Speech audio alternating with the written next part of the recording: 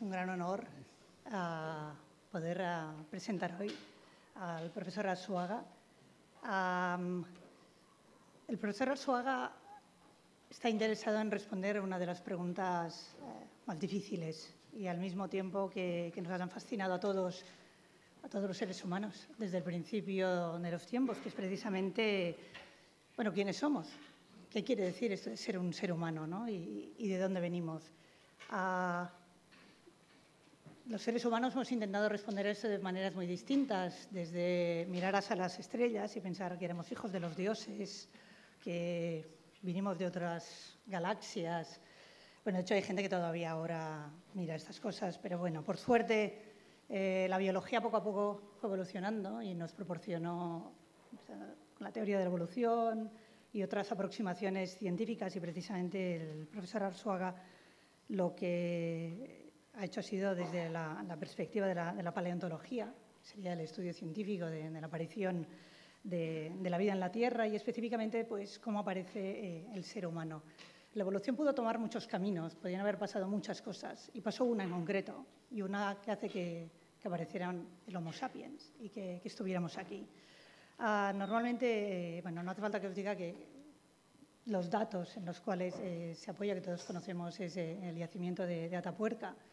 Y uno puede pensar que, bueno, pues qué suerte que tuvo, ¿no? Pero la suerte es una parte importante en la investigación científica, pero lo importante es darse cuenta de lo importante que es la información que hay ahí.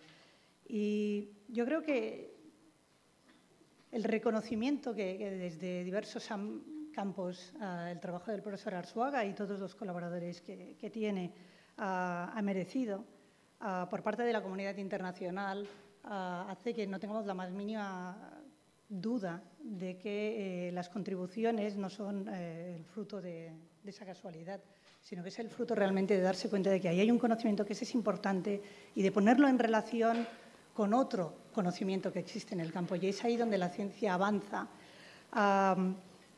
En cuanto a los reconocimientos internacionales, es que no puedo dejar de decirlo. Es miembro de la National Academy of Sciences de los Estados Unidos y no siendo un investigador en Estados Unidos implica un criterio de selección realmente alto. A nivel nacional ha sido Premio Príncipe de Asturias, que es algo que es realmente difícil de conseguir. Luego ha publicado en cualquier sitio donde todos nos morimos de ganas de publicar. Pero luego, además, a todo esto, aparte de elegir una pregunta de investigación extraordinariamente atractiva, a hacerlo de una manera extraordinariamente interesante y ser capaz de publicar en los mejores sitios y gozar de los reconocimientos internacionales más prestigiosos, luego además hace otra cosa que pocos investigadores de este calibre saben hacer y están interesados y lo saben hacer de una manera tan importante como es divulgar la ciencia. Tiene una cantidad de libros que me imagino que muchos de vosotros ya conocéis, en los cuales expone este conocimiento que muchas veces es difícil de hacer llegar al público de una manera interesante, amena, divertida, y no me cabe la más mínima duda de que en los próximos minutos se nos va a hacer corta la presentación que nos va a hacer de una charla que tiene un título tan increíble como Homo sapiens, una especie desconocida. Y pues muchísimas gracias por estar hoy. Pues gracias a ti.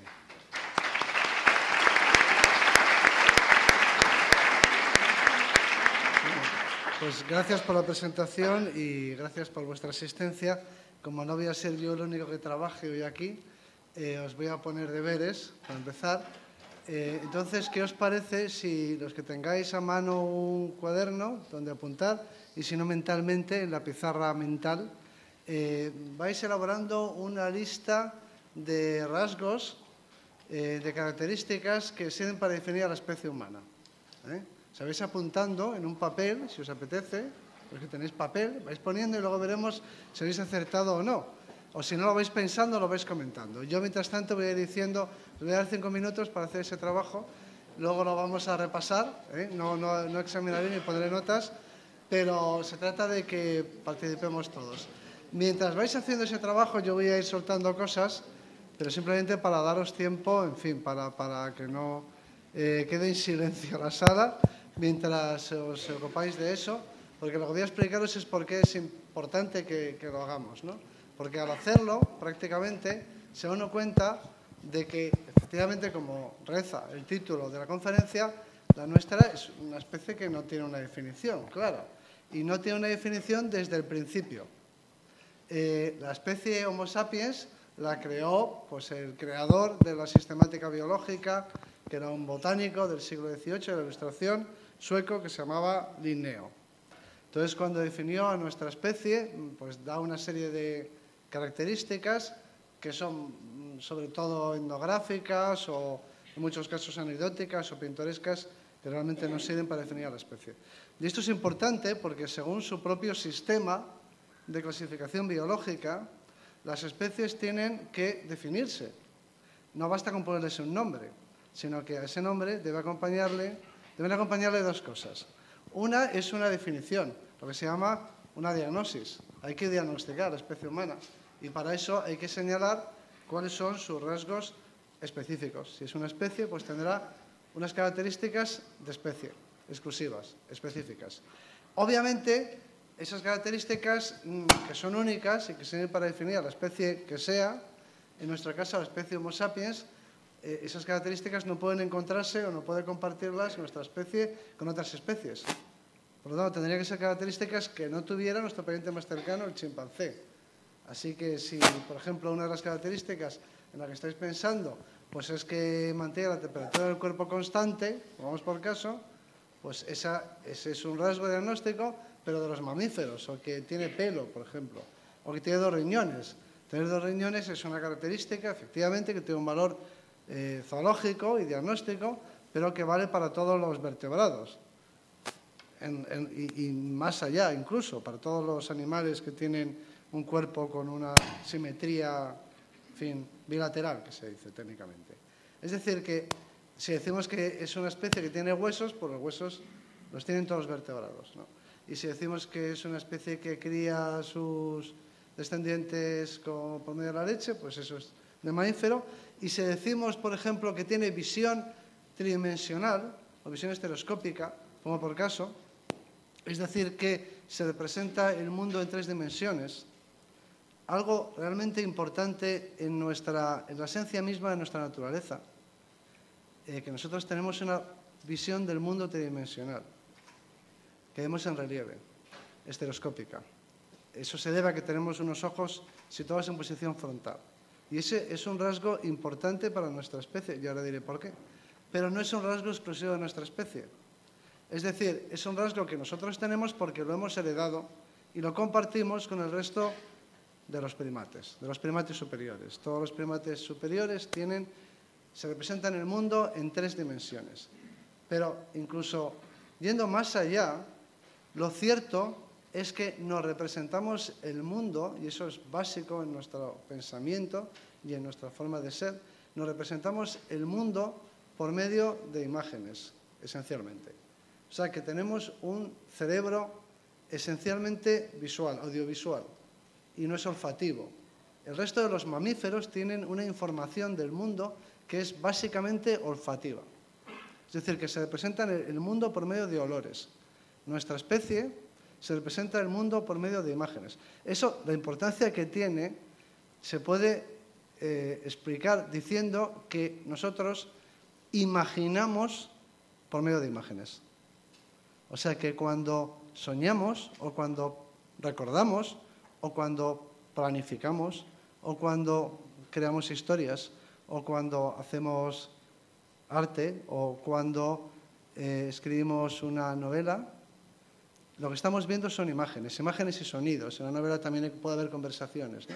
Pero básicamente tenemos una visión del mundo por medio de imágenes. O sea que nuestro cerebro procesa esencialmente información visual. Podríamos ir mucho más lejos. Podríamos preguntarnos si cabe imaginar, cabe suponer que en otro planeta una especie podría desarrollar una civilización tecnológica representándose el mundo de una forma química, es decir, por medio de olores. ¿Es concebible que haya una criatura en otro planeta que tenga un cerebro de tipo olfativo y que haya podido desarrollar la consciencia, el pensamiento, el lenguaje y la tecnología? Es decir, es imprescindible para tener una inteligencia tecnológica y consciente, poder viajar en el espacio, tener un cerebro que procesa esencialmente información audiovisual, porque si esa es la razón, si inevitablemente para poder ser inteligente hay que tener un cerebro visual y representarse el mundo por medio de imágenes, las criaturas del espacio que podrían visitarnos algún día tienen que haber tenido un pasado arbóreo en su planeta natal, porque nosotros tenemos ese tipo de representación de la realidad basada en imágenes y también en sonidos, pero esencialmente en imágenes, porque descendemos de primates que vivían en los árboles y que necesitaban procesar información visual para poder moverse en un medio que era tridimensional, poder calcular las distancias a las ramas y poder saltar y poder desplazarse en las copas de los árboles. De manera que a causa de nuestra herencia, es decir, por pertenecer a un grupo de mamíferos que se ha especializado en una vida arbórea, hemos podido desarrollar la inteligencia y la consciencia. Y no solo eso, sino que es difícil pensar que pueda haber otro modo de llegar a la inteligencia que no sea desarrollando un cerebro visual. Es decir, ¿podría un animal olfativo, como cualquier otro mamífero, llegar a ser consciente representándose el mundo por medio de olores, como por caso? Bueno, pues esa característica que es tan esencial en nuestra naturaleza no es específicamente humana, no es propiamente nuestra. La compartimos con todos los primates superiores. Es el producto de es el resultado de nuestra evolución. De manera que a la hora de elegir esos rasgos que caracterizan a nuestra especie, que son específicos, tenemos que excluir algunos que son esenciales en nuestra naturaleza, pero no específicamente nuestros si los compartimos, por ejemplo, con los chimpancés, por poner un caso cercano, el de la especie más cercana. O sea que en vuestra lista, si se os ha ocurrido decir que nosotros tenemos una representación visual del mundo, que tenemos un cerebro visual, que tenemos áreas corticales dedicadas al procesamiento de la información visual muy extendidas en el cerebro, esa es una característica que es importante, como otras muchas, pero que no es específicamente humana. Es decir, es anterior a que nuestra línea evolutiva se separase de la línea evolutiva de los chimpancés. Así que Linneo dejó a nuestra especie sin definir y, por lo tanto, casi se podría decir que la especie Homo sapiens es una especie, desde el punto de vista del código de nomenclatura zoológico, casi podríamos decir que es una especie que no es válida. ¿No? Las especies que no tienen una definición precisa, un diagnóstico técnico, son especies que no son útiles, que no pueden ser utilizadas, que no sirven, que no se pueden manejar, porque nadie sabe a qué se refieren. Existe la etiqueta, pero nadie puede saber esa etiqueta qué seres engloba, con qué características. De manera que la diagnosis es una cosa imprescindible. Para eliminar ese problema, cuando se crea una especie, hay que designar un ejemplar tipo, es decir, un espécimen de la especie que representa a toda la especie. Esa es una forma de superar el problema de la definición, que siempre será en los primeros momentos, cuando se descubre una especie, más o menos imprecisa, hasta que se adquiere un conocimiento profundo de la especie en cuestión.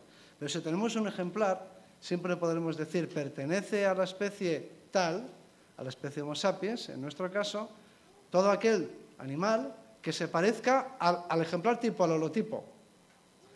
Pero Linneo no designó ningún holotipo. De manera que quizá deberíamos plantearnos el completar la definición de la especie Homo sapiens, es una cosa que se ha discutido, designando un ejemplar, un individuo de la especie representativo de la especie Homo sapiens. ¿Por qué no el propio Linneo? Podríamos elegir a Linneo como representante de la especie. Es más, incluso algunos especulan con que si cualquiera de vosotros hiciese una definición de la especie y se designara a sí mismo como ejemplar tipo, igual era válida esa especie. Y a partir de ese momento tendríamos que referirnos a este individuo como el ejemplar tipo, porque la especie sigue sin definir. Bueno, más allá de la anécdota, lo que nos interesa discutir en este rato es cómo se podría elaborar una definición de la especie Homo sapiens, la que en principio mejor conocemos, y que sin embargo cuando nos ponemos a intentar una definición, una diagnosis, nos encontramos con debates encontrados, con puntos de vista distintos y no somos capaces de ponernos de acuerdo acerca de en qué consiste o cómo se define esta especie a la que queremos pertenecer nosotros, todos nosotros, y que se llama Homo sapiens. Bueno, pues a lo largo de las próximas diapositivas intentaré muy brevemente señalar algunos de los rasgos, algunos sorprenderán, otros seguro que los habéis anotado, que podríamos utilizar para definir a nuestra especie. Y de hecho hay un proyecto de investigación multidisciplinar. Es decir, que hay una organización científica, no esotérica, científica, que se ha tomado en serio esto de la definición de la especie y celebran reuniones, y celebran congresos y publican artículos e intentan avanzar en el conocimiento de la especie que aparentemente más nos interesa, que es la nuestra. Entonces, muy rápidamente vamos a ver una lista, perdonad que esté en inglés, pero en fin, lo siento, que está sacada de una publicación, la publicación inicial en este debate. Yo rápidamente os voy a decir los 4 rasgos, no voy a entrar en el detalle porque nos eternizaríamos aquí. Sí que quiero que os fijéis en que algunas de las líneas están en letra destacada, y otras no. Luego veremos por qué algunas están en letra destacadas y otras no. ¿Qué significa eso? Pero rápidamente lo que vemos aquí son, a partir del 2 y el 3, son rasgos puramente anatómicos. Digamos, la parte más fácil de este proyecto de investigación, de definición de la especie humana. Porque la anatomía es menos discutible, la conocemos mejor. Otra cosa diferente es entender cuándo ha surgido, qué tipo de adaptación representaba, es decir, por qué significado tenía cuando apareció, cuál era su función, en fin. Si surgieron estos rasgos todos a la vez o en diferentes etapas, de cómo han ido apareciendo y en qué contexto, eso ya es más difícil, y es el trabajo de la paleontología, pero en cuanto a la anatomía comparada, digamos que es en lo que se ha avanzado más. Así y todo, la primera de las características no tiene que ver con la anatomía, sino con nuestro modelo evolutivo, y a esa sí que me voy a referir, aunque sea brevemente. Hay algunos autores que dicen que nuestra especie se diferencia, nuestro linaje, nuestra línea evolutiva, se diferencia del resto de las líneas evolutivas en que nosotros hemos evolucionado de forma lineal. Es decir, que siempre ha habido solo una especie humana.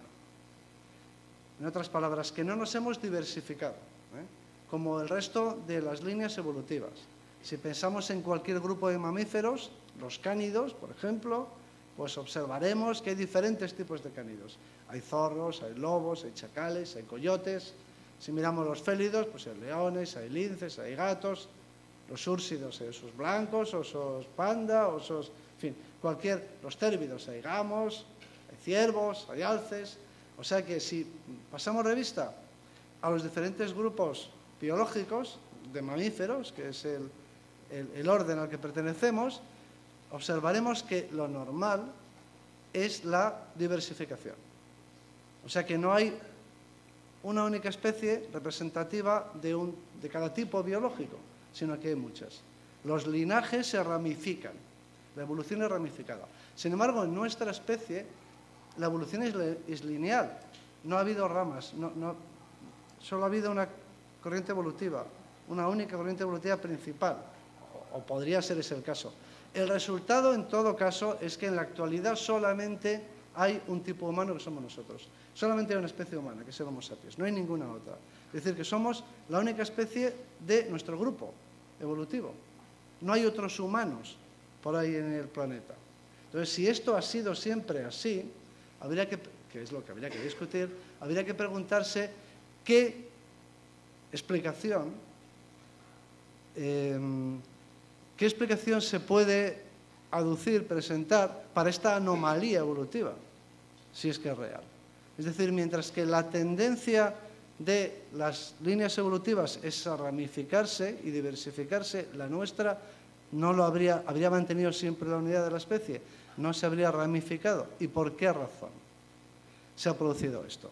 Bueno, pues los que defienden que la evolución humana ha sido lineal, siempre, lo que aducen es que no hemos necesitado, a partir de cierto momento de nuestra evolución, cuando aparece la tecnología, no hemos necesitado adaptarnos a cada ambiente y a cada región, desarrollando características morfológicas propias, porque la tecnología nos ha permitido no modificar nuestro cuerpo para realizar estas nuevas funciones. Es decir, que la adaptación a los diferentes nichos ecológicos, a los diferentes ecosistemas, a las diferentes geografías, a los diferentes climas, no ha sido una adaptación de carácter biológico, sino de carácter tecnológico.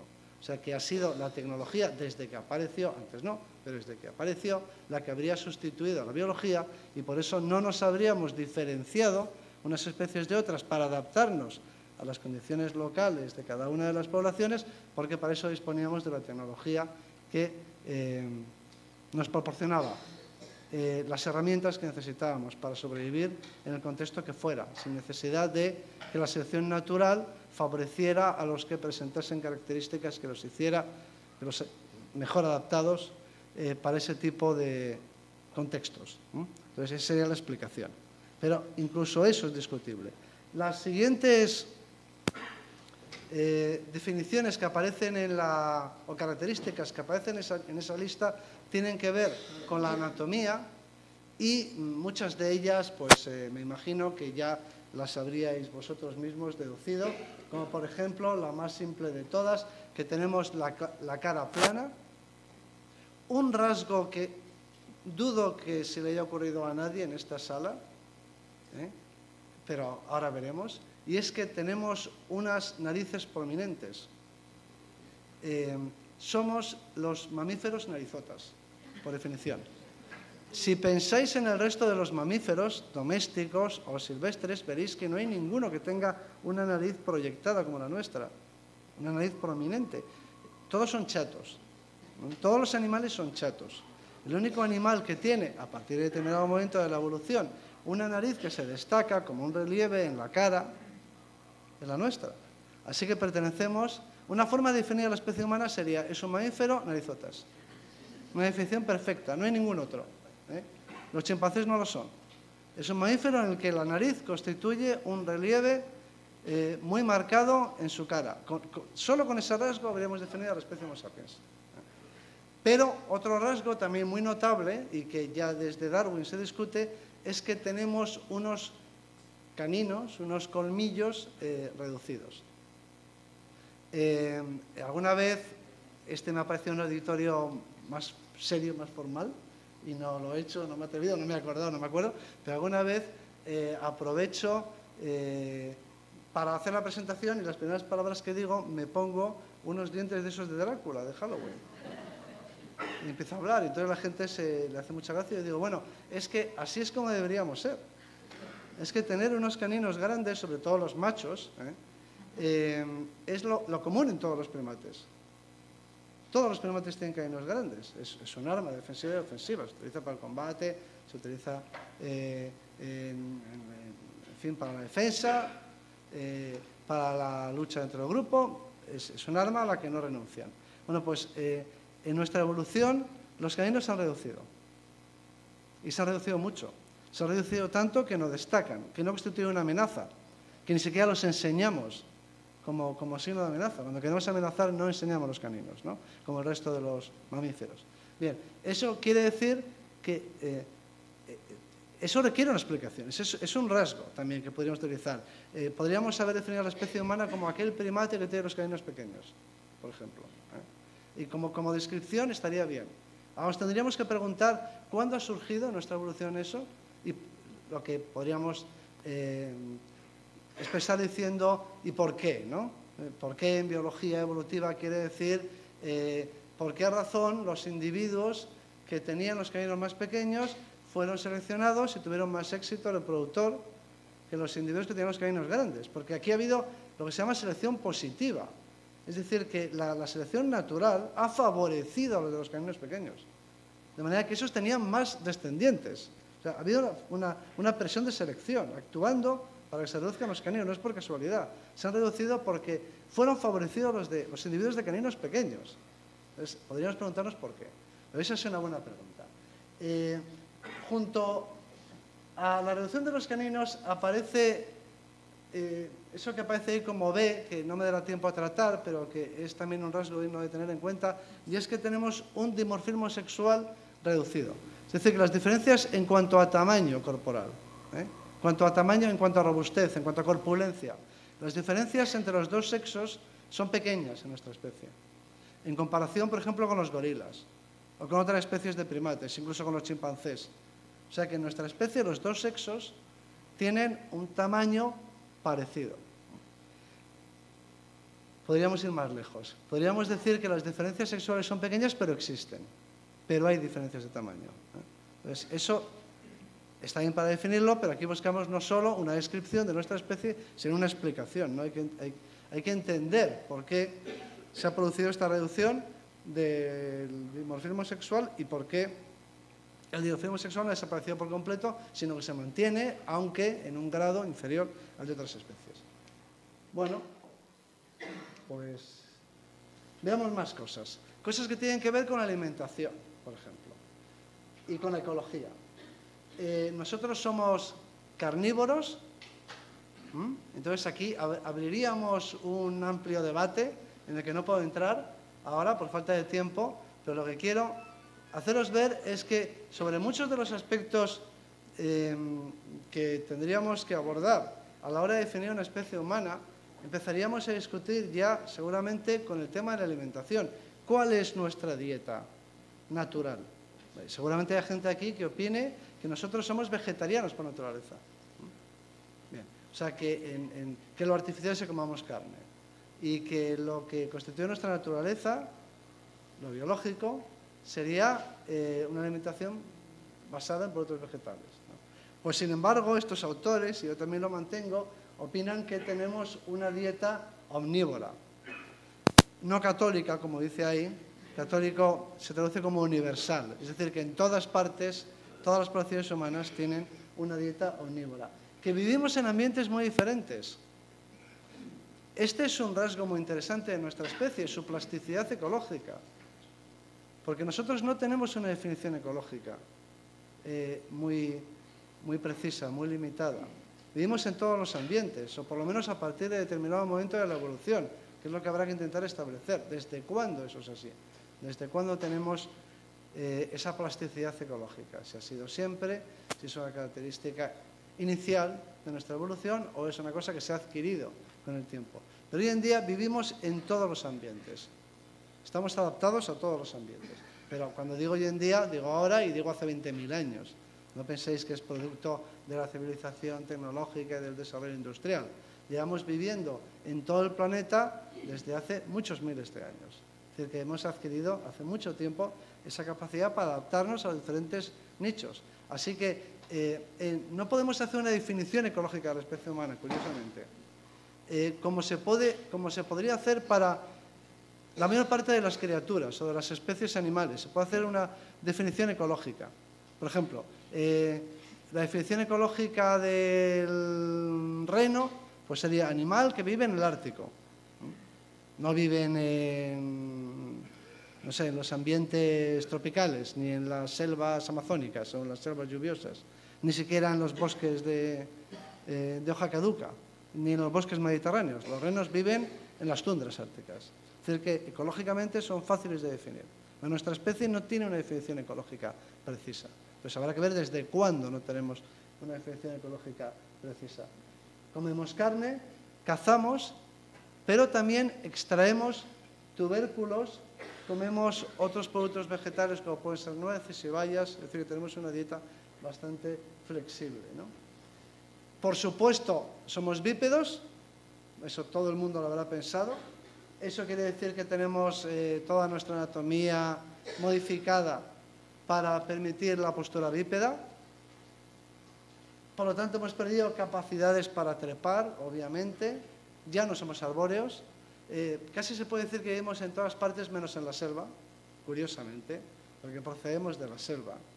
Los homínidos, los primeros homínidos vivían en un bosque tropical, y el bosque tropical es precisamente el único sitio en el que los humanos actuales casi no podemos vivir.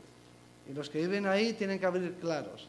Es decir, ha dejado de ser nuestro medio original, se ha convertido casi en el único tipo de ambiente en el que los humanos no pueden vivir, que no deja de ser curioso. Luego tenemos unos, dice ahí, extremidades superiores que son raras, que son cortas, que están modificadas y que por supuesto tenemos una capacidad muy sobresaliente de manipular objetos pequeños, una capacidad de manipulación. Eso se debe en parte a que somos primates, todos los primates son grandes manipuladores. Volviendo al ejemplo ese del extraterrestre, podríamos preguntarnos si podría surgir una criatura, por ejemplo, inteligente, consciente y tecnológica a partir de un cetáceo, como por caso. Es decir, de un animal que no tiene unos órganos para manipular objetos con precisión. ¿Podría desarrollar una civilización tecnológica, un animal con esas características? ¿O solamente aquel que por tener un pasado arbóreo de primate haya desarrollado unas capacidades de manipulación de objetos que luego haya podido incluso mejorar, ¿no? Y eso nos lleva otra vez a la paradoja de que al final, a la hora de describir a un hipotético extraterrestre que nos visitara, terminaremos por reconocerlo como un primate. Al final, y como ocurre siempre en todas las representaciones de los extraterrestres, el extraterrestre es un primate. Es decir, que tiene unos órganos para la manipulación, porque no podemos imaginarnos que un desarrollo tecnológico sea posible sin órganos para la manipulación. En los mamíferos terrestres, los que han desarrollado más esas capacidades de manipulación, los que tienen uñas planas, por ejemplo, que es importante, y no garras, sino uñas planas, y dedos con las yemas sensibles, son aquellos que han evolucionado en un medio arbóreo. O sea que cualquier extraterrestre que nos visite tendrá un pasado arbóreo. Sus antepasados habrán sido algo así como primates. Nosotros no podemos imaginarnos que ninguna otra criatura pueda evolucionar hacia la inteligencia y la razón y la consciencia y la tecnología y la ciencia, no siendo un primate, curiosamente.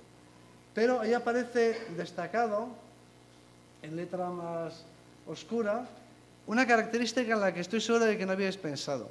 Tenemos una gran puntería, los humanos. Es decir, que lanzamos y esquivamos proyectiles con mucha habilidad. El resto de las criaturas, no sé si os para pensarlo, pero los animales no tiran piedras. Todavía está por ver que un animal nos lance una pedrada al ojo. No ha ocurrido nunca. Eso tiene una gran importancia en nuestra evolución, porque no es poca cosa tener la capacidad de coger una piedra del río y tirársela a una hiena y acertarla en todo el ojo, o a un león. Y no una piedra, sino una lluvia de piedras. Es decir, a mí me parece que, como no tiene registro arqueológico, a veces estamos quizá subestimando lo que representa nuestra evolución, nuestra capacidad para lanzar objetos a distancia y con puntería. Los chimpancés no pueden hacerlo, no tienen la coordinación neuromotriz necesaria para lanzar objetos. Lanzan objetos los chimpancés. A mí, en el Gombe y en los sitios donde viven, me han lanzado objetos, en los zoológicos lo hacen, tiran cosas, pero sin puntería. Nada comparable con la destreza que puede tener cualquiera de nosotros. No digamos los niños que se crían en el campo y que están acostumbrados a tirar piedras. Aciertan a mucha distancia. Bueno, eso un chimpancé no puede hacerlo nunca, ni siquiera entrenado. Eso es importante por otra razón, y es que tallar la piedra, en esencia, lo que requiere es esa misma coordinación. Es decir, la puntería está relacionada con la capacidad para tallar.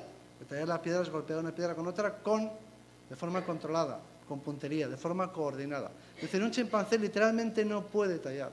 Incluso aunque comprenda, y se han hecho experimentos, aunque comprenda la necesidad de producir una lasca que luego puede utilizar para obtener una recompensa. Pero incluso aunque comprenda, vamos a decir, aunque busque desesperadamente producir una lasca, es incapaz de hacerlo porque le falta la coordinación para tallar. De manera que esa es una característica muy notable de nuestra especie, que arrojamos cosas con puntería. Luego vino el propulsor y luego vino el arco en nuestra evolución tecnológica. Pero antes fue la lanza y antes seguramente fue la piedra. Aquí este autor dice una cosa curiosa, y es que tenemos capacidad para arrojar proyectiles y para esquivarlos. Eso en el deporte también se ve, claro, que es el tenis, sino una aplicación de esa capacidad, ¿no? Y añade, especialmente los machos. Y eso no lo sé, porque no me he leído el artículo original de Cannell 2002, Tansworth, et al, Watson, and Kimura 1991. Si queréis, os lo leéis, a ver cómo han llegado a la conclusión de que los machos tenemos de forma natural, no por aprendizaje o no por entrenamiento o no por afición, más capacidad para lanzar y para esquivar objetos que las mujeres. De ser cierto, pues apuntaría a que en nuestra evolución ha habido una especialización, de manera que los machos se han especializado en la caza, por ejemplo, y las hembras no lo habrían hecho, de ser cierto. Pero esto nos lleva ante el problema al que nos enfrentamos hoy aquí y al que nos enfrentamos los que investigamos estas cosas. ¿Cómo saberlo? O sea, ¿cómo diseñar un experimento para averiguarlo? ¿Son los hombres más hábiles que las mujeres lanzando y esquivando objetos? Imaginemos que deseamos saberlo. Entonces, proyectamos la luz de la razón. ¿Cómo hacemos el experimento? Podemos hacer un experimento entre adultos, pero siempre se podría argumentar que es que los chicos, pues desde pequeños han tenido una educación distinta y han desarrollado estas habilidades porque han practicado deportes de lanzamiento, de tiro. Entonces, ¿qué tendríamos que hacer? Lo que quiero deciros es que la mayor parte de estas cuestiones son difíciles de abordar científicamente. Habría que coger a unos niños pequeños, hacer un experimento con niños pequeños y ponerles, pero muy pequeños, y poderles lanzar objetos y luego ver cómo evolucionan a lo largo de su vida. Muchas de las cosas son difíciles de averiguar. Pero sigamos. Bien, antes he señalado que había algunos de esos rasgos que estaban escritos con una letra más gruesa, con negrilla. Y eso se debe a que este señor, que se llama Richard D. Alexander, desarrolló en los años 90 una teoría según la cual, y os la digo de pasada, porque no me quiero extender demasiado, según la cual, en esta teoría, en nuestra evolución, a partir de cierto momento, expresándolo de una manera, digamos, popular o informal, no me lo toméis al pie de la letra, pero un poco traduciendo ese pensamiento.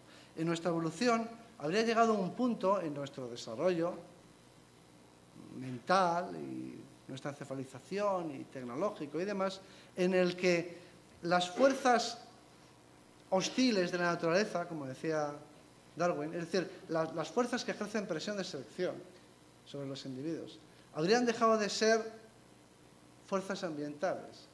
O sea, los depredadores, por ejemplo. A ver si lo expreso de una manera más fácil. En nuestra evolución habríamos llegado a un punto, en un momento determinado, en el que realmente los desafíos para la supervivencia, los problemas, las fuerzas selectivas, dejaron de ser, pues no sé, la adquisición, la obtención del alimento, los competidores, los depredadores. El caso de los depredadores es más fácil de entender.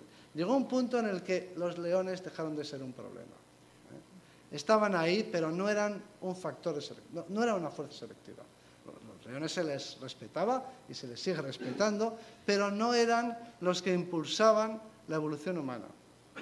O sea que la verdadera competencia no se producía con el resto de las especies. Se había alcanzado lo que Richard Alexander, que es un biólogo que estudia biología social, es decir, que no es cualquier iluminado, es un señor muy serio y con muchas publicaciones internacionales en las mejores revistas. Quiero decir, pero su idea es que en un momento de nuestra evolución la competencia, importante, dejó de establecerse, dejó de producirse con las otras especies de los ecosistemas. Dejaron de ser el problema a resolver. Y, por lo tanto, la evolución no se encaminaba a dar respuesta o a superar los retos que planteaba la competencia con las demás especies o con el clima incluso. De manera que los factores externos a la especie dejaron de ser relevantes o de primer orden. Siguen estando ahí, por supuesto, pero son superables. Son superables los factores climáticos y los ecológicos. Llegó un momento en el que se podía explotar, el ser humano, nuestros antepasados eran capaces de explotar cualquier tipo de medio. Daba igual que fuera una sabana africana o un encinar mediterráneo o una taiga, da lo mismo. Ellos estaban por encima del medio, podían obtener recursos en cualquier sitio, en cualquier parte. Y ya los depredadores, los grandes depredadores, dejaron de ser un problema, un factor de selección, una fuerza que impulsara su evolución. Entonces la competencia se estableció a nivel social, de forma que los principales competidores pasaron a ser no las otras especies, sino los otros individuos de la misma especie, del mismo grupo o los otros grupos. Es decir, que la competencia pasó de ser ecológica a ser competencia social. Y fue esta competencia social la que dio forma a nuestra evolución y es responsable de nuestras características. De aquellas características que aparecen ahí destacadas. Esas tendrían que ver con esta segunda parte de la evolución humana. En esta teoría que él llama de dominio ecológico, competencia social. Este cambio de las fuerzas selectivas, que dejan de ser ecológicas y pasan a ser sociales. Es decir, que los individuos no compiten, el individuo no compite con el león o con lo que sea, porque supera, porque puede obtener o conseguir cualquier presa y cualquier alimento vegetal, porque se adapta a cualquier medio, porque en realidad es indiferente al ecosistema en el que vive, porque es capaz de sobrevivir en todos ellos, y la competencia se establece con otros miembros del mismo grupo o de los grupos entre sí, y en esta competencia se van desarrollando capacidades sociales. Y esas capacidades sociales serían las que explicarían nuestros rasgos, digamos, que tienen que ver con la biología social. Este es el modelo y por eso viene aquí Richard Alexander. Bueno, este es un esquema evolutivo que se refiere a la evolución del género Homo, simplemente para recordar que en la definición, el primero de los apartados, el primero de los rasgos, que era que nuestra evolución es excepcionalmente lineal y no ramificada, no tiene por qué ser cierta. O sea, que es que de entrada ese rasgo puede no ser característico de nuestra especie o de nuestra evolución. Y, por ejemplo, este modelo, que es el mío, es un ejemplo de otra cualquiera, plantea una evolución ramificada, aquí aparece en los fósiles de Atapuerca, y plantea un modelo ramificado de evolución. O sea que yo no creo que el que ahora nuestra especie sea la única especie humana, la biosfera, quiere decir que siempre ha sido así. O sea que no necesariamente, o posiblemente, nuestra evolución ha tenido un patrón ramificado como el resto de los grupos biológicos. O sea que, pero es un tema que se discute. Este es uno de los temas que están en discusión. Hace relativamente poco tiempo, puede que lo leyerais y que no se os pasaba por alto, se publicó un artículo en la revista Science acerca de un cráneo procedente de un yacimiento de Georgia que se llama Manishi. Algunos de vosotros lo recordaréis.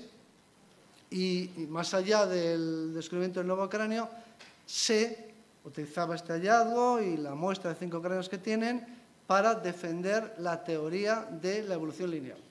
Es decir, la contraria a esta. O sea que dentro del campo de la paleoantropología hay algunos que dicen que nuestra evolución es lineal en el sentido de que nunca ha habido más de una especie humana en el planeta, por lo menos para el género Homo, a partir del origen del género Homo, y los que defendemos que pensamos que la evolución humana ha sido ramificada siempre hasta hace poco tiempo, hasta que se extinguen todas las especies, todas las líneas y queda solo la nuestra. O sea que este es un tema todavía objeto de discusión y de controversia, pero en nuestros días. Bueno, aquí tenemos una imagen en la que se muestra a los neandertales que aparecen aquí con los cromañones, con el Homo sapiens que aparece ahí, ¿no? Te lo pongo como ejemplo de, bueno, pues la última vez que dos especies humanas diferentes vivieron juntas en Europa. Los neandertales y el Homo sapiens. O sea que esa diversidad de especies humanas, para algunos, por lo menos, ha existido siempre hasta una fecha, en términos de tiempo geológico, muy reciente. Bueno, pues ahora volvemos a todo lo que hemos dicho antes, de la postura, de las diferencias entre los dos sexos. Nos hemos referido solo a las diferencias de tamaño y corpulencia, pero el dimorfismo sexual es mucho más que eso, y si tuviéramos tiempo, merecería la pena que dedicáramos una charla, una tarde, exclusivamente a este tema de los atributos sexuales, los caracteres sexuales secundarios, las diferencias sexuales en nuestra especie, más allá de los órganos que intervienen en la reproducción, porque el patrón de diferenciación sexual, de dimorfismo sexual de nuestra especie, en sí mismo es interesantísimo. Todo lo que se refiere a la sexualidad humana es muy especial en nuestra especie, diferente a las otras especies, muy diagnóstico, tendría que intervenir en cualquier discusión de la especie, y de hecho lo hace. Tenemos una sexualidad que es única y que está relacionada con todo lo demás. Estaría con letras gordas en esta lista, y lo está, y merecen más atención de la que yo le puedo dedicar en esta charla. Pero es uno de los grandes temas en la definición de la especie, es la diferencia entre los sexos física y la sexualidad, que es única en nuestra especie. Pero eso queda ahí en el aire, y a lo mejor algún día, si me invitáis, hablamos exclusivamente de sexo. Nada más que de sexo. Pero eso sí, con participación.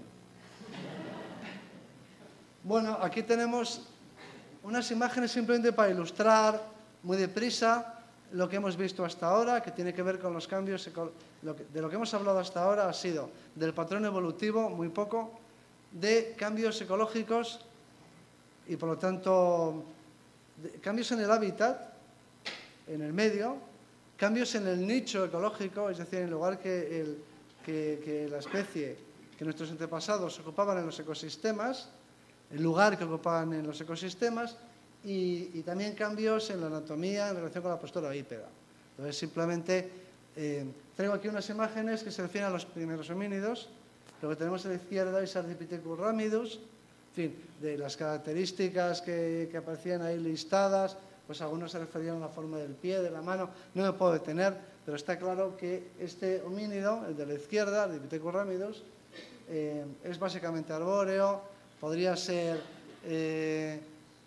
bípedo más o menos, en fin, imperfecto o ocasional, si queréis, pero tiene una anatomía primitiva, en pocas palabras. Mientras que lo que tenemos a la derecha, que son los australopithecos, son ya completamente bípedos. Sin embargo, lo que no cambia es el hábitat. Siguen siendo tropicales y forestales, como podéis ver en esa imagen. Bueno. Y de hecho, un australopiteco, aquí tenemos, este es un juego, hemos dibujado a la derecha un australopiteco subido en una rama como si fuera un chimpancé, porque los australopitecos todavía utilizaban los árboles. Es decir, eran perfectamente bípedos en tierra firme, pero pasaban una parte considerable de su vida y de su alimentación se desarrollaba en las copas de los árboles. Entonces, a partir de esta fotografía, de estas dos fotografías, esta es mía y la de abajo sacada de un libro, y entonces utilizando la imagen de un chimpancé y cambiando unas pocas cosas, podemos producir un australopiteco. Básicamente la misma postura y en el mismo tipo en la misma rama del mismo árbol. Hay diferencias en el pie, pero diferencias sutiles, claro, en las manos y demás, pero esencialmente no son muchas. Esto se refiere, aquí tenemos un ejemplo que ilustra la reducción de los caninos que ya se había producido en el tiempo de los australopitecos. Es decir, que un australopiteco tan primitivo como este de la derecha, un homínido, un antepasado nuestro, en todo, en lo ecológico y en lo demás, y en lo anatómico, si queréis, tan parecido a nosotros, sin embargo, perdón, a los chimpancés, sin embargo, ya era diferente en la reducción de los caninos, como podéis ver ahí. Este es el canino del australopiteco, este es el canino de un gorila macho, el canino del orangután macho. Los australopitecos pues tenían ya caninos pequeños. Y seguimos preguntándonos por qué. Seguimos preguntándonos por qué los australopitecos, que tenían un modo de vida, una ecología muy parecida a la de los chimpancés, habían renunciado a esas armas ofensivas y defensivas que son los caninos de los demás primates. Sigue siendo una pregunta sin respuesta.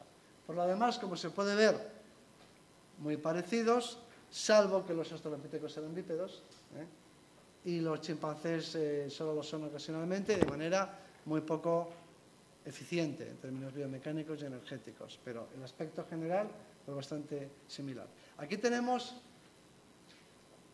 ese rasgo al que me he referido antes, el de la nariz. Los australopitecos, como los chimpancés, son chatos o tienen la nariz plana, no se destaca. Bueno, esta es una reconstrucción de un australopiteco, en este caso un australopiteco macho, para que podáis ver cómo es y cómo se hace, con todo rigor, y son chatos.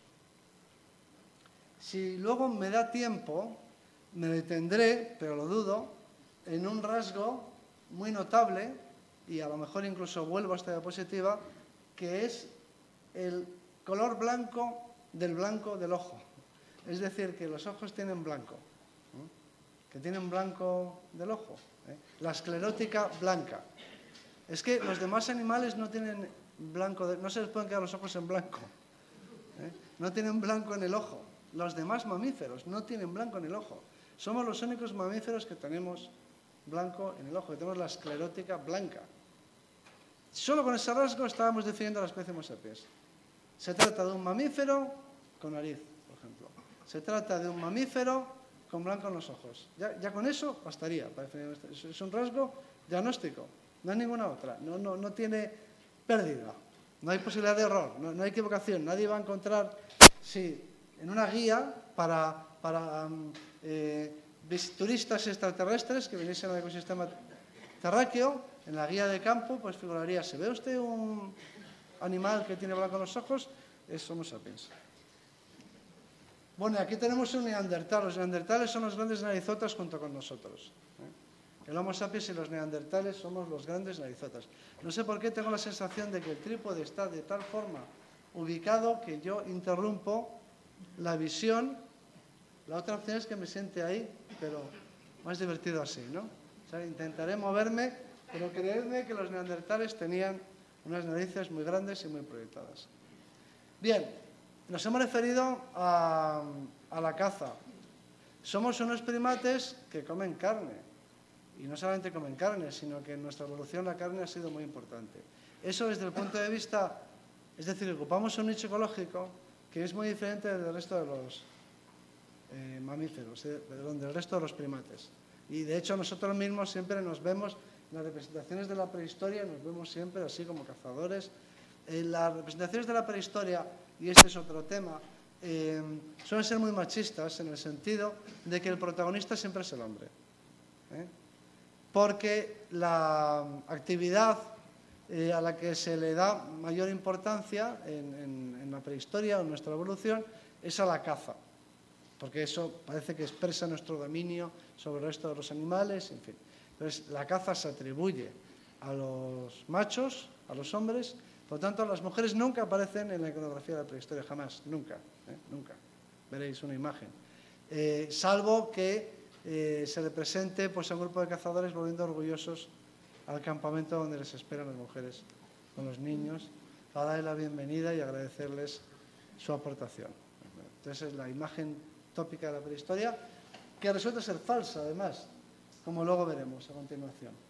Porque esto se refiere a la caza mayor, para entendernos, y aquí tenemos unos cazadores modernos, los Hadza, bueno, pues la imagen, clásica, pero en nuestra alimentación, como hemos visto antes en la relación de características de nuestra especie, también se incluía el consumo de productos vegetales de alto valor nutritivo, y ese tipo de órganos vegetales que tienen muchas calorías suelen estar ocultos, lógicamente, para que no se los coman los animales. Y esos órganos de reserva, que son tan alimenticios, tan caloríficos, suelen estar enterrados. Y los tubérculos, por lo tanto, son una fuente de alimento muy valiosa. Y entre los Hadza y en otros grupos humanos son las mujeres las que los desentierran.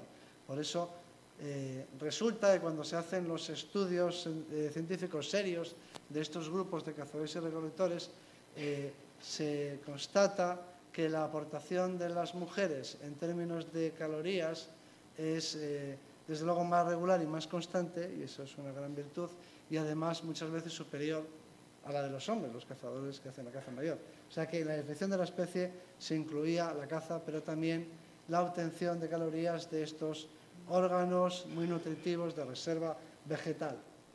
Bueno, los chimpancés a veces también cazan, pero no de una forma sistemática como en nuestra especie en la actualidad. Es más, los primeros homínidos hay que imaginárselos más frecuentemente como presas que como cazadores. Los australopitecos serían presas ocasionales de los leopardos, por ejemplo.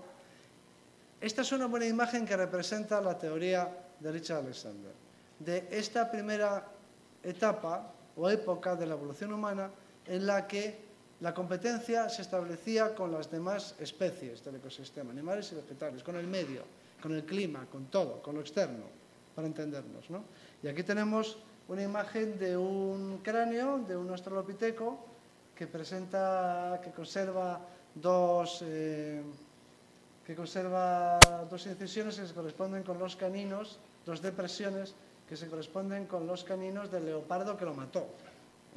Así que en esa época todavía los depredadores y la búsqueda de alimento constituían un factor de selección de primer orden que conducía, que orientaba o que dirigía, si queréis, la evolución humana. En un momento determinado, pasando muy deprisa las páginas del libro de la evolución, en un momento determinado los homínidos empiezan a aprovechar, a explotar los recursos animales de los mamíferos, al principio a partir de los cadáveres que encuentran, de la carroña, luego ya convirtiéndose ellos mismos en cazadores. Esta es una escena, la que podemos ver esta escena corresponde con una especie de australopitecos de hace 2,5 millones de años, que se supone que ya eran capaces de fabricar unos utensilios muy elementales, pero que tenían un borde, un filo, con el que podían explotar la carroña. Es decir, las presas abandonadas o las que podían acceder, abandonadas, pero cazadas por los grandes depredadores.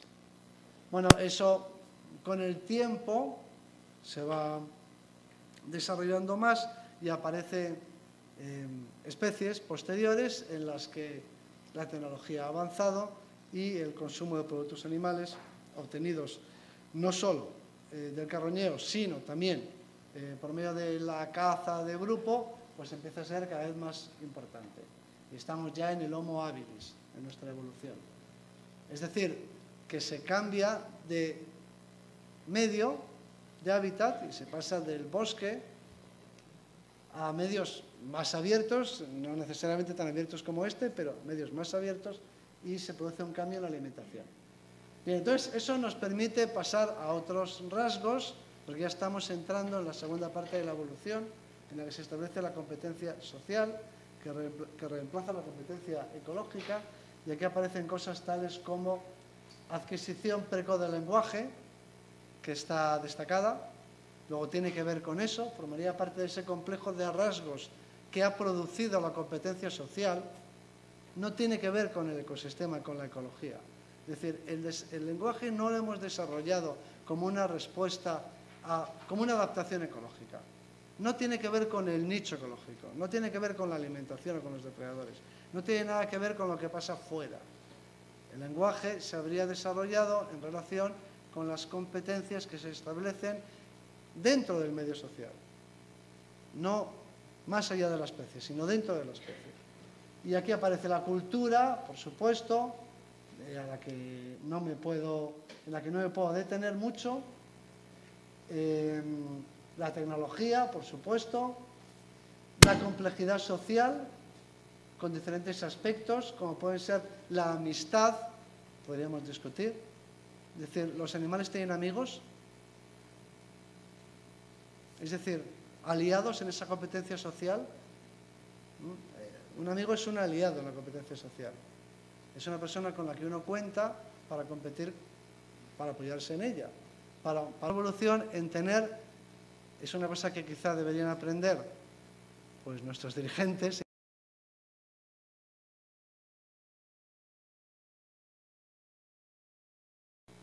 Eso es el éxito social. Tener muchos amigos, que te quiera mucha gente y que te odie poca gente. El éxito social no puede ser tener muchos enemigos y pocos amigos. O sea que hay que procurar tener muchos amigos, cuantos más mejor, y cuantos menos enemigos mejor. Si se aplicase en esta regla tan sencilla y elemental, que es la que ha llevado al éxito a nuestra especie, de procurar tener cuantos más amigos mejor y cuantos menos enemigos mejor, pues seguramente la gente sería más flexible, porque lo que procuraría sería tener amigos y no enfrentamientos, ¿no? Pero, claro, para eso hay que desarrollar unas capacidades sociales, ¿no?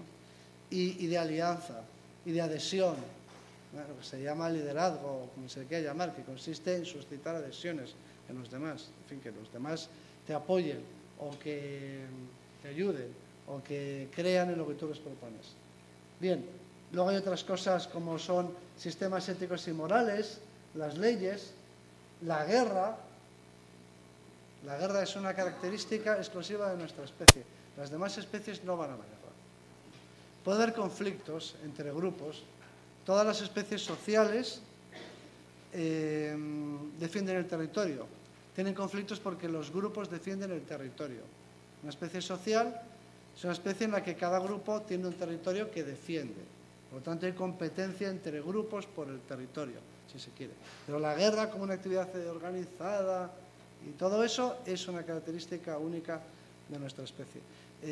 Dice Edward Wilson, y con razón, que las dos formas de vida que han tenido más éxito, las formas de vida terrestre, quiere decir que han tenido más éxito, son aquellos que han desarrollado la sociabilidad y la han llevado más lejos y han creado sociedades más complejas, lo que él llama sociedades,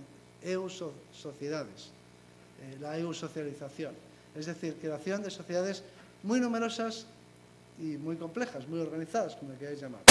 Y esos dos tipos biológicos son los insectos sociales, las hormigas y abejas, etcétera, y los humanos, que son los que han tenido el éxito ecológico mayor. Los insectos sociales son el grupo, son el tipo de invertebrados dominante incluso al peso. Pesan más todos los insectos sociales de la Tierra, de la biosfera, que el resto de los insectos. O sea que desde todos los puntos de vista, los invertebrados que han tenido terrestres, no hablo de los acuáticos, que han tenido más éxito son los insectos sociales. Y desde el punto de vista de los vertebrados, los humanos. Lo que tenemos en común es que por caminos diferentes hemos desarrollado sociedades muy amplias y muy complejas. Y termina Wilson diciendo, eso sí, hay que tener en cuenta que las hormigas no conocen la paz. Están en guerra permanente. O sea, no conocen, un hormiguero nunca está en paz con sus vecinos. Vive en una guerra permanente. Bueno, eso en cuanto a la línea de los invertebrados. En la línea de los vertebrados que nosotros representamos, pues hasta ahora ha sido así, pero no tendría por qué ser siempre así. En todo caso, ¿practicamos deportes de equipo? Dice ahí. Obviamente los animales no practican deportes de equipo, que yo sepa.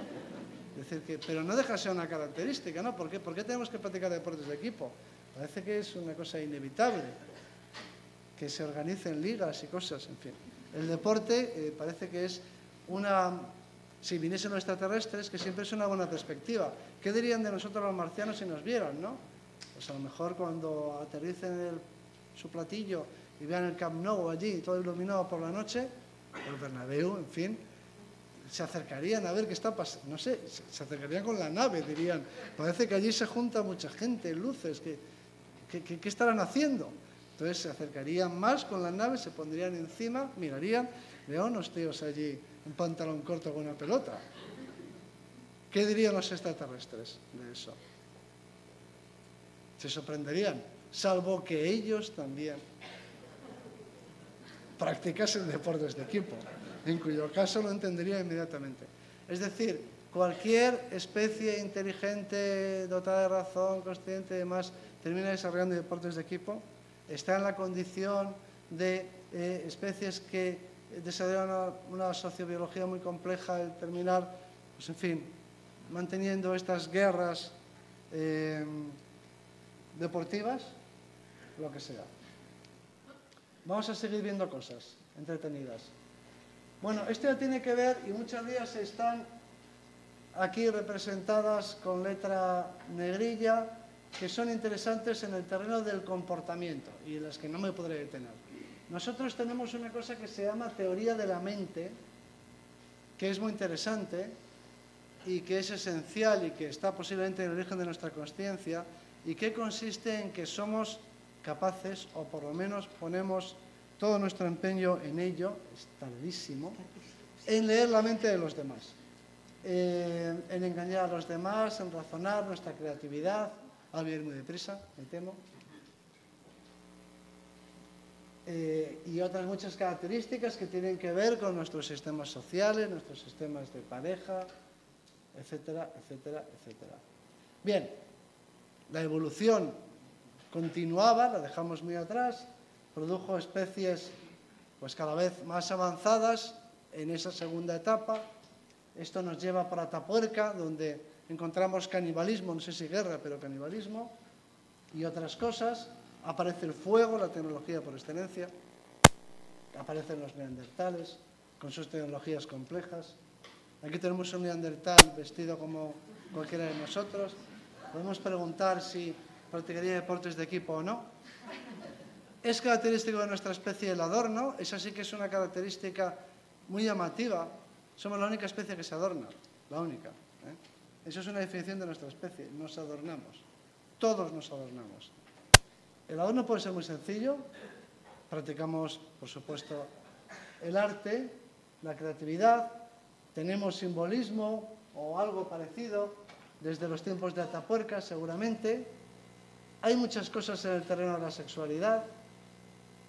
No sé, la existencia, por ejemplo, aquí del himen, por poner un ejemplo. Pecho permanentemente grande en las mujeres. No sé, orgasmo femenino, dice un autor. ¿Es que los animales no tienen orgasmo femenino? Bueno, pues aquí hay un autor que opina que no. En fin, besos. Somos la única especie que se besa, en realidad, la única especie que se besa.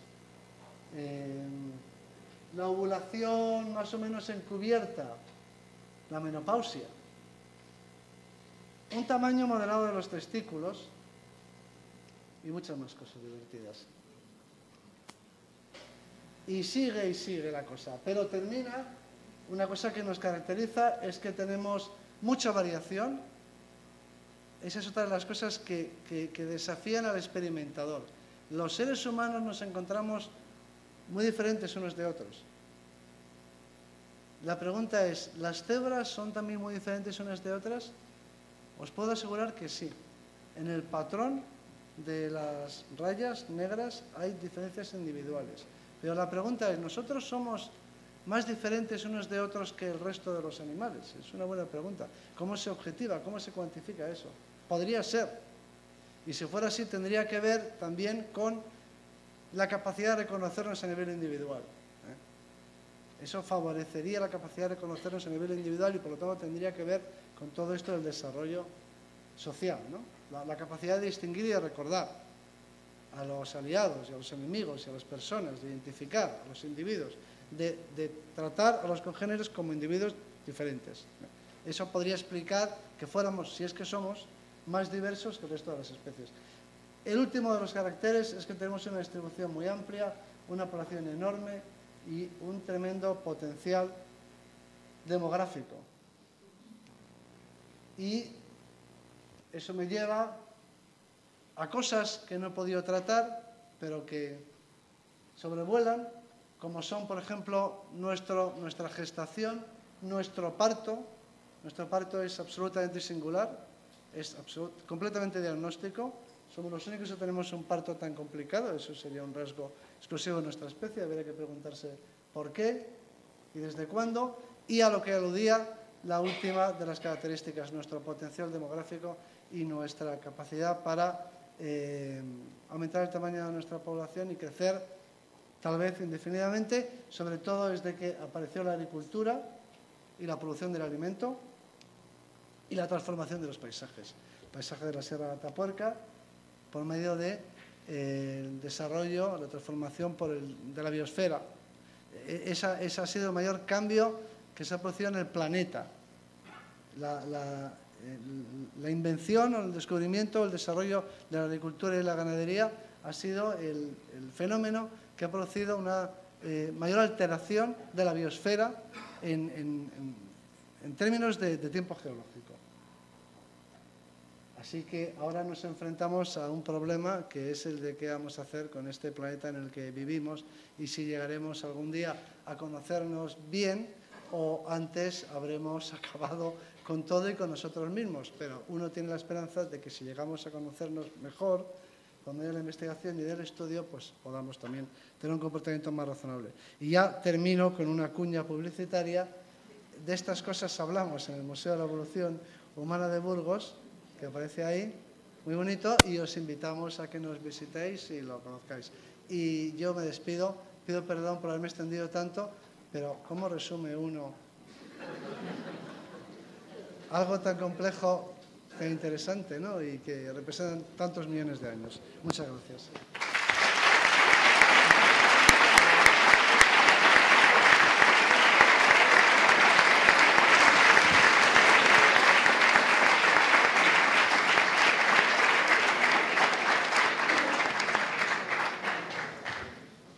Pero muchas gracias por la interesantísima exposición. Yo creo que a la mayoría de nosotros se nos ha hecho corta.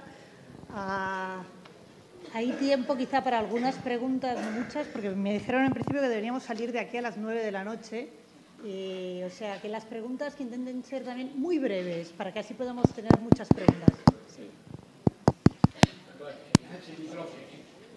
sí, pero ya lo repito yo, la pregunta. Dos cuestiones solo. Sí. ¿Considera que la evolución humana ha terminado? Porque alguien contestó que sí. ¿Considera que la evolución humana ha terminado? Y luego, hay una característica muy importante, quizá la más que no ha mencionado, la inteligencia superior del hombre, el poder pensarse a sí mismo y hacerse las grandes preguntas. Esta es yo creo que es la principal característica del Homo sapiens sapiens. Sí, con respecto a la segunda, sin duda. Pero estaba ahí como descompuesta en diferentes rasgos, ¿no? Que todos, porque eso de la consciencia es un término intuitivo que todos entendemos más o menos, pero que luego hay que intentar descomponer y explicar. O sea que en la lista de rasgos aparecía la inteligencia. Pero sin duda la inteligencia, sí. La inteligencia es un rasgo específico, importantísimo de nuestra especie. La pregunta, lo que intentábamos contestar es ¿por qué aparece la inteligencia? Ese es el debate. Y lo que pensamos muchos es que el desarrollo de la inteligencia no tiene que ver con la ecología. Es decir, que no nos hicimos más inteligentes para explotar mejor los recursos del medio.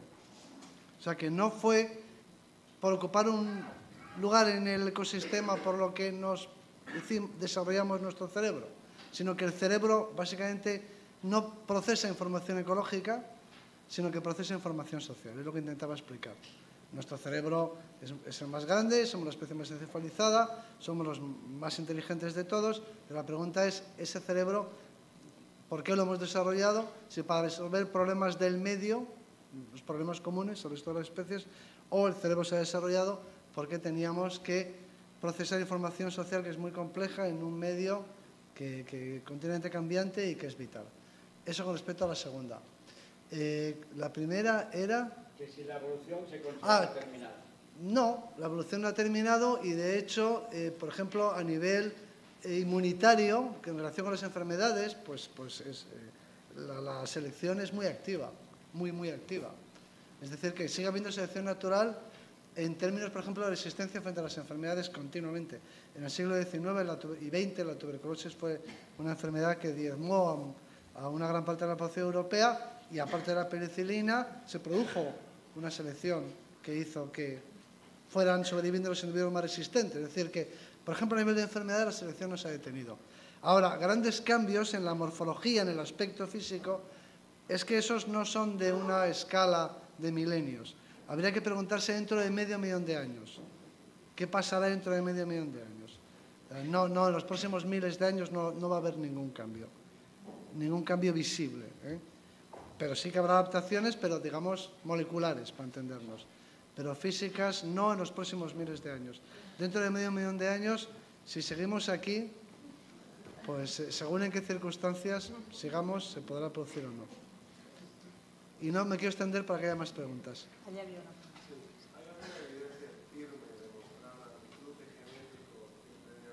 Sí, somos nosotros. La evidencia somos nosotros. Se han identificado genes neandertales en poblaciones euroasiáticas. O sea, es que somos portadores de genes que han sido absorbidos de los neandertales. Es decir, que llevamos genes neandertales. Los africanos no. Son muy pocos genes, pero algunos hay. Los africanos no, porque no estuvieron en contacto con los neandertales. Sí, pero bueno, aunque las investigaciones son recientes, parece que se van confirmando y ya casi se puede considerar que es un conocimiento consolidado, ¿no? Parece que hay genes neandertales en las poblaciones del viejo mundo. Poblaciones euroasiáticas, lo que indicaría que ha habido contacto e intercambio genético. O sea, cruzamientos o... Sí.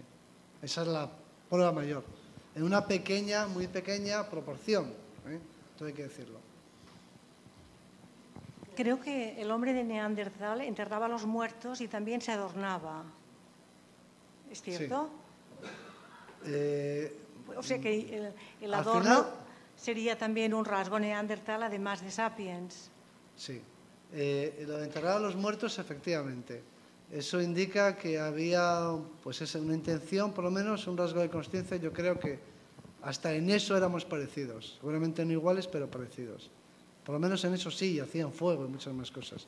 Los neandertales son una especie muy cercana a la nuestra. Muy cercana. Por lo tanto, con muchas cosas en común. No creo que jugasen deportes de equipo. O sea, hay algunos rasgos en los neandertales aparentemente poco prácticos de nuestra especie. Nuestra especie hace cosas que son muy poco prácticas. Por ejemplo, adornarse, ¿no? Bueno, hay algunos, pero en los neandertales es la excepción, en nosotros la regla. Es eso que tenerlo presente, ¿no?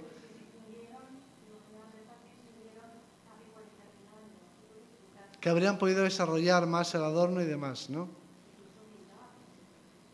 Eso no lo veo tan claro que pintaran. Sí, se ha dicho que podrían, pero mi opinión personal, los neandertales, la mayor parte, la inmensa mayoría de los neandertales no llevaban objetos de adorno, no se expresaban artísticamente. Entonces, yo creo que ahí hay una diferencia. Ellos eran más prácticos. No hacían cosas que aparentemente no tienen valor práctico. Sí. Sí, era cuando usted ha hablado de las características específicas de la especie humana, ¿no? Raros. Claro, a mí la primera que se me ha ocurrido, supongo como a muchos, es el lenguaje. Entonces, la primera intervención también ha hecho un poco referencia al pensamiento. Bueno, pensamiento y lenguaje, yo creo que ahí nadie discute que es lo mismo, ¿no? Pensamiento y lenguaje. Pero claro, para que aparezca el lenguaje tiene que haber también unas características y un aparato fonador que también es exclusivo, ¿no? Entonces, ¿en qué momento? Yo soy menos radical. Yo creo que un chimpancé podría hablar. Vamos a ver. Podría comunicarse por medio de la voz. Evidentemente nosotros tenemos más flexibilidad, tenemos el lenguaje articular, más flexible, más capacidad. O sea, nosotros eso lo hemos desarrollado más que un chimpancé. y tenemos más capacidad para comunicarnos, una banda más ancha de información, y tenemos unas adaptaciones al servicio de la transmisión de la comunicación por medio del lenguaje. Somos superiores en cuanto a capacidades. Pero eso no quiere decir que un chimpancé, si tuviera una mente simbólica, si fuera capaz de codificar imágenes o conceptos o ideas y expresarlos por medio de palabras o de sonidos, no pudiera hacerlo. Nosotros, evidentemente, estamos mejor dotados. Yo no diría que hay una imposibilidad fisiológica, hay una imposibilidad mental, no hay una imposibilidad fisiológica. No hay nada que le impida a un chimpancé pronunciar sonidos que tengan un significado, o sea, lo que viene siendo una palabra, ¿no? Entonces, eso no creo que sea un obstáculo insalvable. Lo que pasa es que las dos cosas están asociadas. Nosotros hemos desarrollado la capacidad mental de producir un lenguaje, de codificar y descodificar la información por medio de sonidos y de signos y de mil cosas, y los chimpancés no lo han hecho, y además hemos desarrollado un órgano, un instrumento al servicio de esa capacidad, ¿no? Los chimpancés, su instrumento no está tratando de ser algo como el nuestro, pero en todo caso, si tuviesen la capacidad mental, podrían expresarse, en mi opinión. Hola, buenas tardes. Yo quisiera saber hasta qué punto el estudio del genoma, los mapas genómicos, pueden convulsionar el conocimiento adquirido a lo largo de siglos sobre la evolución humana y el mismo debate científico. Pues mucho, sí, claro, porque el genoma es la esencia, es lo que se transmite, en resumidas cuentas, es lo que queda y lo que se transmite entre los individuos, la información, que es lo que se pasa entre generaciones.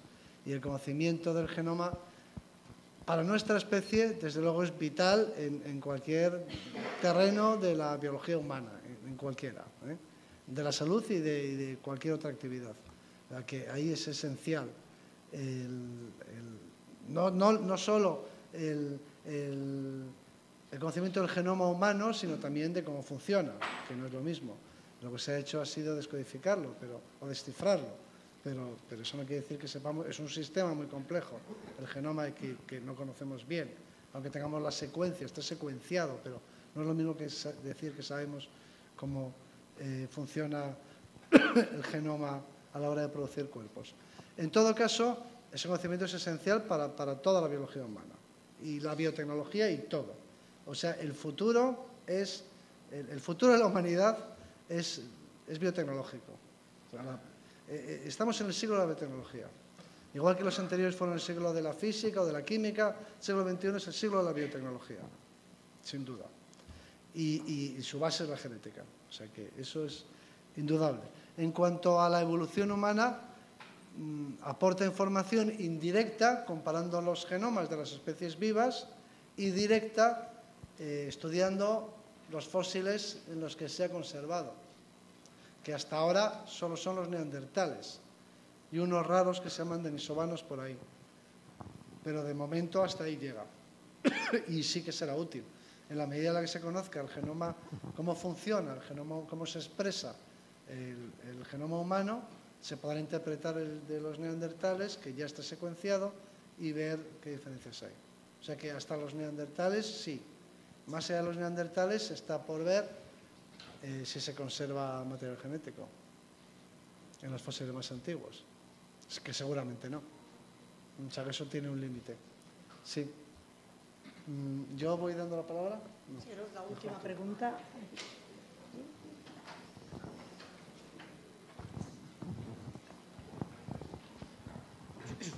Hola, bueno, preguntas surgen tantas que casi no hay tiempo, ¿no? Cuando hemos empezado a ver, y nosotros mismos hacíamos una lista sobre las cuestiones humanas, teníamos, me imagino todos en el pensamiento del Homo sapiens, ¿no? Pero si hablamos de toda la evolución, ¿cuál crees que sería el rasgo, si hay un punto de divergencia, la línea que fue a los chimpancés, la línea que luego ha desembocado en nosotros, ¿cuál sería esta característica que podemos encontrar para decir, este ya es un homínido? Y luego también, si es posible, en todos estos rasgos que hemos hablado, por ejemplo, la reducción de caninos ya en los Australopithecus, y hemos acabado hablando de simbolismo, de arte, etcétera. Podríamos hablar de música, ¿no? No he encontrado faltar, ¿no? Entonces, podríamos coger todos los homínidos que sabemos que han existido y irlos colocando en estas, o no es tan fácil. O sea, por ejemplo, hemos dicho Australopithecus, en un momento Homo sapiens entrarían al final. O sea, si los podríamos ir colocando, y cuál sería además la primera característica que nos dice esto es un homínido. Pues eso es efectivamente la postura bípeda, por ejemplo, o los caninos pequeños, agrupa a las especies del género Homo y a los australopithecus. Los australopithecus más viejos tienen 4,2 millones de años y de ahí hasta 7 y pico millones de años que tienen los homínidos, los que ahora se dice homininos, aprovecho para decirlo, pero yo sigo diciendo homínidos, que me suena mejor, y aparte de que hominino tampoco es correcto. Pero bueno, los antepasados nuestros más antiguos que se han propuesto sería una especie del Chad que tiene 7 millones y pico de años, ¿no? Los anteriores a los australopithecus tienen los caninos grandes y no sabemos si son bípedos. Y son dudosos y no se conocen bien. O sea que hasta los australopithecus, que son seguros, antepasados nuestros, hasta hace 4 millones de años, todos los homínidos son bípedos y tienen los caninos pequeños y otras cosas. Pero bueno, esas dos, claramente. ¿Y lo de la cara plana? Y no, la cara la tienen proyectada y eso es como un chimpancé. O sea que para un australopithecus sería como un chimpancé, entre comillas, pero perfectamente bípedo y con los caninos pequeños, en pocas palabras. Entonces los anteriores a Australopithecus... Los anteriores a Australopithecus son fósiles muy incompletos, se debate si son antepasados o no, si son homínidos o no, no hay consenso, se conocen muy mal, algunos dicen que son bípedos, otros que no, y es un campo todavía de incertidumbres, o sea, no está claro. Pues me imagino que quedan muchísimas preguntas, pero ya hemos pasado las 9 de la noche, que era la hora máxima que nos dijeron. Muchísimas gracias.